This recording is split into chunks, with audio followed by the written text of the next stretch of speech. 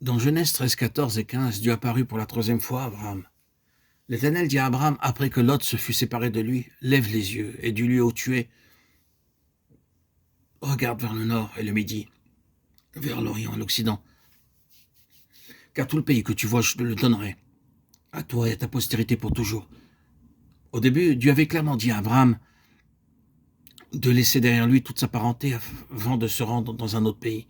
Mais Lot avait peut-être supplié Abraham de l'emmener. Abraham a dû avoir pitié de Lot et il l'emmena à cause de sa sympathie toute humaine. Mais il désobéit à l'ordre de Dieu en agissant ainsi. C'est à dessein que Dieu avait voulu qu'il quittât toute sa parenté. Si nous voulons jouir de l'amitié de Dieu, nous devons être dégagés de toute sympathie, de tout amour humain, et être parfaitement séparés pour Dieu. Nous devrions bien nous assurer que notre affection à l'égard de notre mari, de notre femme, de nos enfants, nos frères, nos sœurs ou notre parenté ne nous éloigne pas de Dieu. Nous rencontrons souvent des gens qui préfèrent aimer leur parenté que de faire la volonté de Dieu. Ils pensent ainsi, comment pouvons-nous délaisser un tel ou blesser un tel autre? Ils ne réalisent pas qu'ils font de la peine au Saint-Esprit en allant à l'encontre de la volonté de Dieu.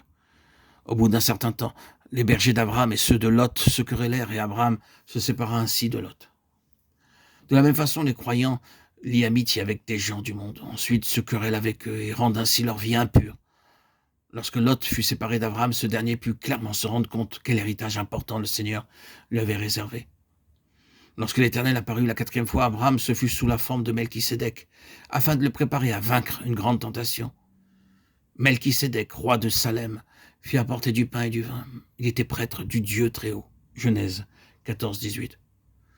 À cette époque, Abraham était fatigué car il revenait de la guerre. Peut-être avait-il impérieusement besoin de certaines choses. Le roi de Sodome lui conseilla de prendre le butin et de libérer ses hommes. Mais Abraham savait que la malédiction de Dieu reposait sur Sodome et Gomorrhe. Aussi refusa-t-il d'accepter quoi que ce soit de la part du roi de Sodome pour ne pas être souillé. Il lui fallait beaucoup de force spirituelle pour refuser une telle offre. Dieu lui est donc apparu pour lui donner cette force, et il lui a apporté du pain et du vin qui devaient lui permettre de vaincre la tentation. Chacun d'entre nous doit faire face tous les jours à de nombreuses tentations, mais Dieu a pourvu en notre faveur pour vaincre ces tentations, en faisant de notre Seigneur Jésus-Christ notre pain et notre breuvage quotidien. Nous devons le manger et le boire journellement par la foi. Nous devons dire, Seigneur Jésus, tu es mon pain, tu es mon breuvage. Satisfais-moi, donne-moi la force intérieure et prépare-moi à résister aux tentations qui vraisemblablement vont m'assaillir aujourd'hui. Garde-moi d'être souillé par les choses de Sodome, aide-moi à mettre ma confiance en toi et en toi seul. Aide-moi à regarder à toi seul dans tous mes besoins. Abraham refusa les biens, non à cause de sa propre richesse et du fait de n'avoir besoin de rien, mais parce qu'il dépendait entièrement et uniquement de Dieu pour tous ses besoins, jusqu'au lacet de chaussures.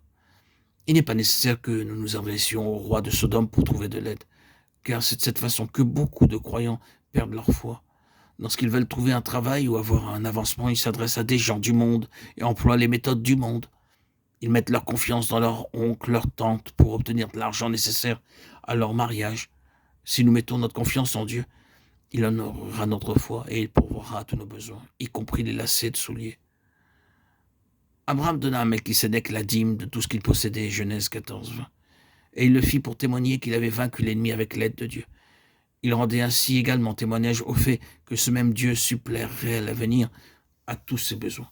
En donnant la dîme, nous montrons que nous recevons tout de lui. Nous donnons également la preuve de notre confiance dans le Seigneur, de pouvoir subvenir à tous nos besoins, quels qu'ils soient. Et nous disons par là au Seigneur que nous ne nous attendons point à quelques amis du monde ou quelques membres de notre parenté pour nous venir en aide.